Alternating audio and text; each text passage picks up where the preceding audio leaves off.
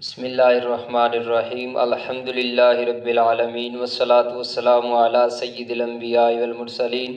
اما بعد فاعوذ باللہ من الشیطان الرجیم بسم اللہ الرحمن الرحیم الصلاة والسلام علیک یا سیدی یا رسول اللہ وعلی آلک واصحابک یا سیدی یا حبیب اللہ۔ اللہ تبارک و تعالیٰ کے فضل و کرم اور اس کی توفیق سے ماہ رمضان المبارک کی آمد ہے، اور یہ عظیم برکتوں والا، رحمتوں والا، عظمتوں والا مہینہ ہے جس کے اندر اللہ تبارک و تعالیٰ کی برکتوں اور رحمتوں کا سلسلہ جاری رہتا ہے، اور اللہ تبارک و تعالیٰ اپنے بندوں کو اپنی نوازشات سے، عنایتوں سے اللہ تبارک و تعالیٰ مستفید فرماتا ہے۔ تو آئیں، کون سی ایسی باتیں ہیں جو ہمیں رمضان المبارک میں کرنی چاہیے، اور رمضان المبارک کا چاند دیکھ کر ہمارا طرز عمل کیا ہونا چاہیے، ہمارا طریقہ کیا ہونا چاہیے، کون سا ایسا کام ہمیں بجا لانے چاہیے کہ جو ہمارے لیے برکت کا باعث بن جائے۔ نبی پاک علیہ الصلاۃ والسلام آپ بھی رمضان المبارک کے حوالے سے جب رمضان المبارک کی آمد ہوتی تو آپ خطبہ ارشاد فرمایا کرتے تھے۔ حضرت سلمان فارسی رضی اللہ تعالیٰ عنہ آپ فرماتے ہیں کہ نبی اکرم صلی اللہ تعالیٰ علیہ وآلہ وسلم آپ جب ماہ شعبان المعظم کے آخری ایام ہوتے تو خطبہ ارشاد فرماتے کہ لوگوں، تمہارے پاس رحمتوں والا، برکتوں والا مہینہ جلوہ گر ہو رہا ہے، تمہیں چاہیے کہ اس کے روزوں کا اہتمام کرو اور اس کی رات کو نماز تراویح کا اہتمام کرو۔ اور آپ نے فرمایا کہ اس ماہ مبارک میں جو کسی روزہ دار کا روزہ افطار کروائے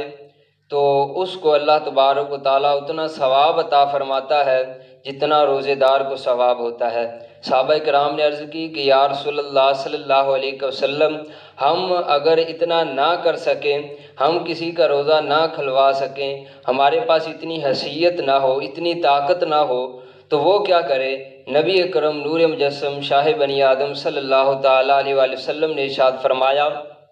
کہ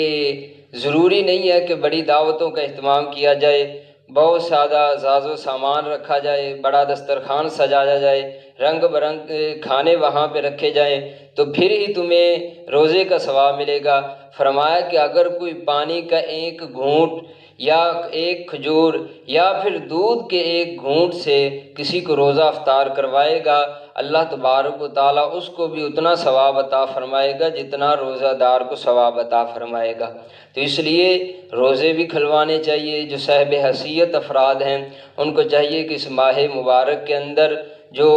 غریب لوگ ہیں، جو بیچارے سحری اور افطاری اور دیگر ساز و سامان سے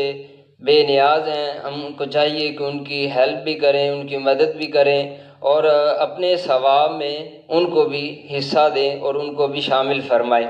اور پھر نبی اکرم نور مجسم صلی اللہ تعالیٰ علیہ وسلم نے ارشاد فرمایا کہ ماہ رمضان المبارک کا وہ عظیم برکتوں والا مہینہ ہے کہ جس کے اندر جو نفل ہیں ان کا ثواب فرضوں کے برابر کر دیا جاتا ہے، اور فرضوں کا ثواب بڑھا کر 70 گنا زیادہ کر دیا جاتا ہے۔ تو یہ ماہ رمضان المبارک کی شان اور عظمت ہے کہ اس میں نیکیاں زیادہ سے زیادہ کرنی چاہیے تاکہ ہمارے جو اعمال ہیں اس کا ثواب زیادہ سے زیادہ ہمیں حاصل ہو سکے۔ اور پھر نبی اکرم نور مجسم صلی اللہ تعالیٰ علیہ وآلہ وسلم نے ارشاد فرمایا کہ ماہ رمضان المبارک اس کے رات کو قیام کے اندر گزارو اور اس کے دن کو روزہ رکھو کہ یہ تمہارے لیے باعث برکت اور تمہارے لیے بخشش کا ذریعہ ہے۔ تو اس لیے ہمیں چاہیے کہ رمضان المبارک میں روزوں کا بھی اچھے طریقے سے اہتمام کریں، افطاری کے اندر، سحری کے اندر بھی ان لوگوں کو شامل کریں کہ جو بیچارے حالات کی تنگی سے اور حالات کے تناظر میں اتنا کچھ نہیں کر سکتے، لیکن جن کو اللہ پاک نے ہمت اور طاقت عطا کی ہے تو ان کو چاہیے کہ ایسے لوگوں کو بھی اپنے دسترخوان میں سے حصہ عطا فرمائے۔ اللہ پاک ہم سب کا حامی و ناصر ہو۔ وما علینا الا البلاغ المبین۔